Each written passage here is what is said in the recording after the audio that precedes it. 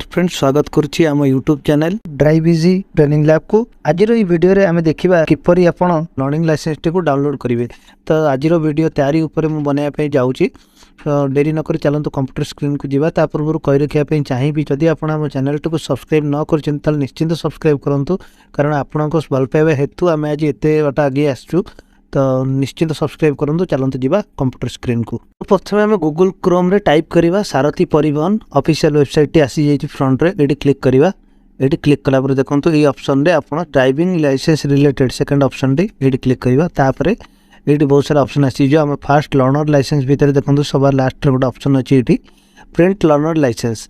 AD click करिवा। तापरे एडी सिंपली किछि करियनि प्रोसीड रे क्लिक करिवा। प्रोसीड रे क्लिक कला पर एप्लीकेशन नंबर, लाइसेंस नंबर एवं मोबाइल नंबर तीनोटी थ्रू रे आपण डाउनलोड करि परिबे आपन को लाइसेंस नंबर टी। तो हम आम पाखरे एप्लीकेशन नंबर अछि।